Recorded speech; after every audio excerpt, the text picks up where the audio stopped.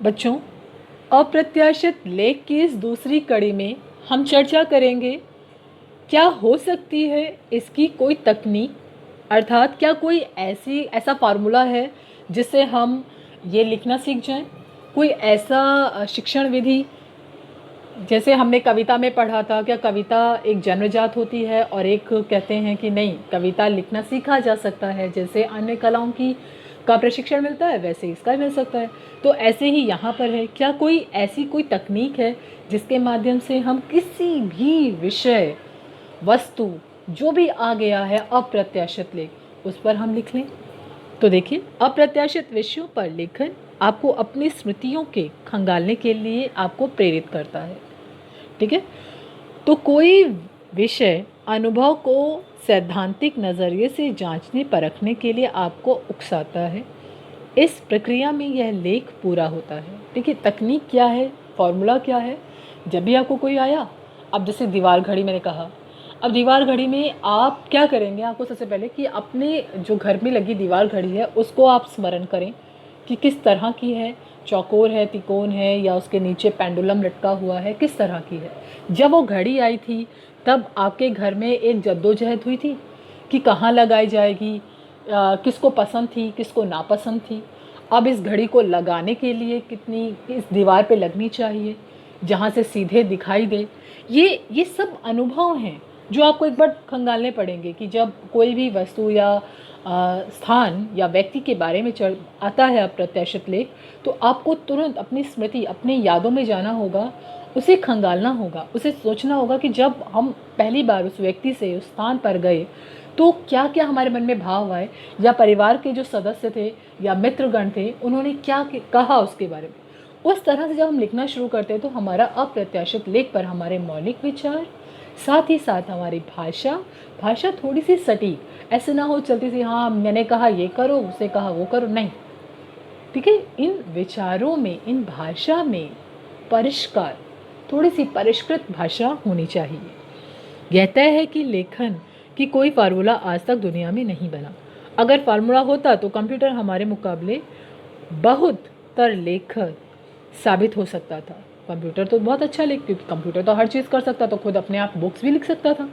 पर ऐसा नहीं है, क्योंकि कंप्यूटर वो सोच, वो भाव नहीं ला सकता जो मनुष्य में है। इसलिए अप्रत्याशित विषयों पर लेखन का कोई निश्चित स्वरूप नहीं होता।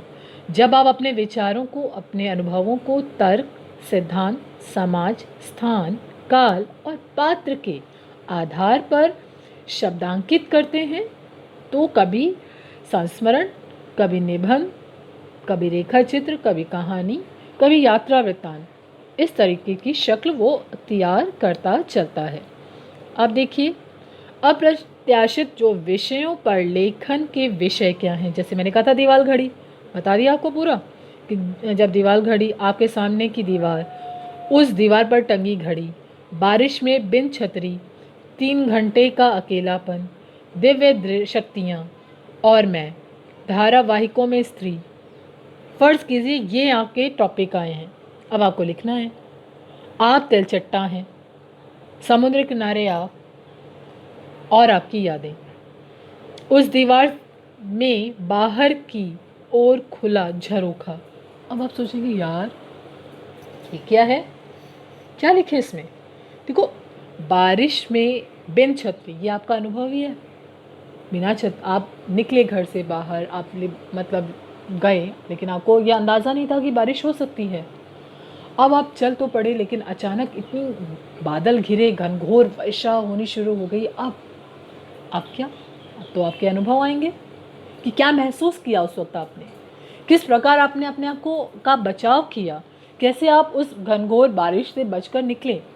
ठीक है, 3 घंटे का अकेलापन, आप अकेलापन, घर में कोई नहीं है, या फिर आप ऐसी जगह पर हैं कि जहाँ आपसे बात करने वाला कोई नहीं है, आपके पास फ़ोन भी नहीं है। आप उस अकेलेपन में आपने किस तरह से बिताया, क्या सोच, क्या क्या आप सृजनात्मक हुए, और कुछ क्रिएटिव सोचा आपने उस समय, या आप बिल्कुल डम्बों की तरह बैठे रह गए, या आपने कुछ एक अपनी पुरानी स्मृतियों को खंगालना शुरू किया, या किसी एक कल्पना जगत में जाकर अपने लिए एक सुंदर भविष्य का निर्माण किया। क्या किया, वो 3 घंटे का अकेलापन, वो आपको उसमें आप बताएंगे। दिव्य शक्तियाँ और मैं, मतलब ये सभी आपकी कल्पना, आपके अनुभव, आपकी भाषा का मिश्रण है। ठीक है, देखिए, उसे देखते ही किसी फिल्म का एक खूबसूरत सा दृश्य याद आता है। घड़ियों की एक दुकान में नायक नायिका की मुलाकात होती है। हर तरफ भांति भांति की घड़ियां टंगी होती हैं। एक ये तरीका है आपने अपनी बात को रखने का। दूसरा है, वह मेरे ठीक सामने है, एक साफ सुथरी दीवार पर कील के सहारे टंगी है। कील दिखती नहीं है, इसका मतलब यह नहीं कि कील पर उसके टंगे होने का कोई प्रत्यक्ष प्रमाण उपलब्ध नहीं है, लेकिन तर्कशास्त्रियों ने न तो तर्कसंगत अनुमान को भी प्रमाण की ही श्रेणी में रखा है। तो देखिए, यहाँ पर एक तरफ फिल्मी अंदाज में बात की गई, दूसरी तरफ एक दार्शनिक के तौर पर बात की, अब तीसरा एक आप बोल सकते हैं कि दीवार, घड़ी, घड़ी के आते ही हमारे घर में एक जद्दोजहद शुरू हुई कि अब किस दीवार पर से टांगा जाए। घड़ी को लेकर परिवार के कुछ सदस्यों की सहमति थी दीवार पे टांगने की, तो कुछ सदस्यों की सहमति थी दूसरी दीवार पर टांगने की। अब कुछ सदस्य इस बात को लेकर नाराज थे कि घड़ी जो है चौकोर नहीं, पेंडुलम वाली आनी चाहिए थी। तो आप इस तरह से एक सामान्य वर्णन भी कर सकते हैं। ठीक है बच्चे, तो इस तरीके से आप अपनी बात रखते हैं। प्रत्यक्ष अप्रत्याशित विषयों पर लेखन की तैयारी एवं ध्यान रखने वाली बातें क्या हैं?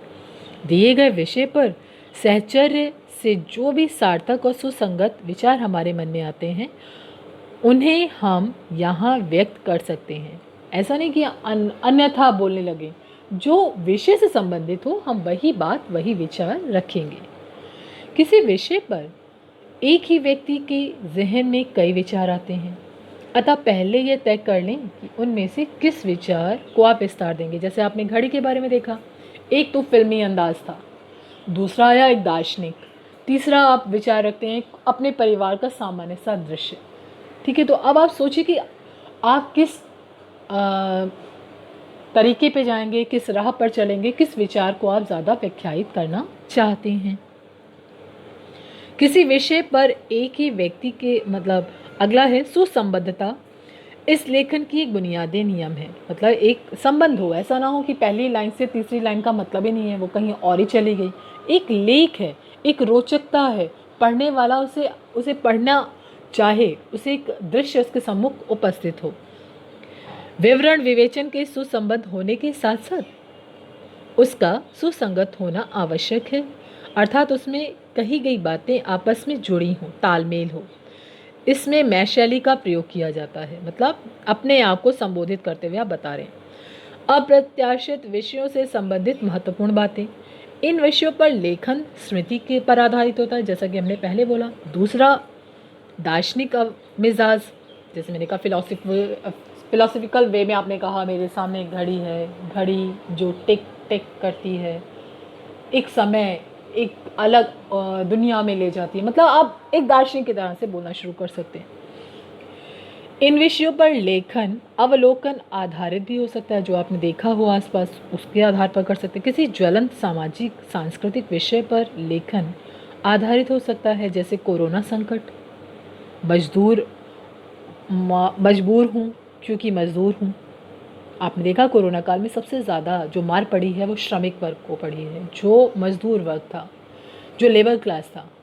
सब कुछ बंद होने के कारण उनकी रोज़ी रोटी के लाले पड़ गए।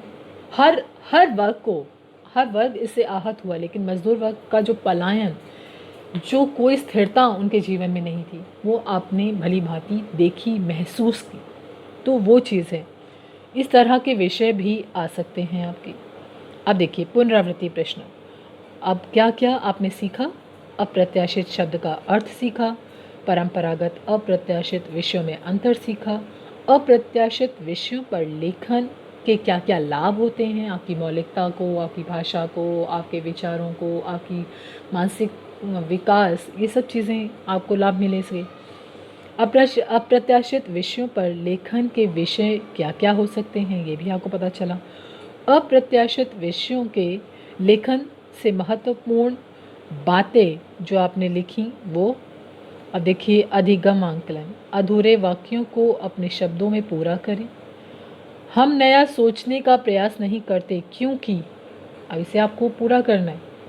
लिखिए, लिखित अभिव्यक्ति की क्षमता का विकास नहीं होता क्योंकि हम विचार प्रवाह को थोड़ा नियंत्रित रखना पड़ता है क्योंकि लेखन के लिए पहले उसकी रूपरेखा स्पष्ट होनी चाहिए क्योंकि लेख में मैं शैली का प्रयोग होता है क्योंकि निम्नलिखित विषयों में से किसी एक विषय पर, मतलब किसी भी विषय पर आप विचार रखिए। सावन की पहली झड़ी, एक कामकाजी औरत की शाम, इस तरह का कोई भी विषय आपको आ सकता है, आप लिख सकते हैं। अपनी कॉपी में आप ज़रूर लिखेंगे। इस वाले स्लाइड में जो जो चीज़ें दे रखी हैं इसको आप अपनी कॉपी में लिखेंगे और उसके बाद आप गूगल क्लासरूम में भेजेंगे चेक करने के लिए, ताकि मुझे पता चले कितने बच्चों को यह विषय समझ आया है। ठीक है, धन्यवाद। धन्यवाद बच्चों।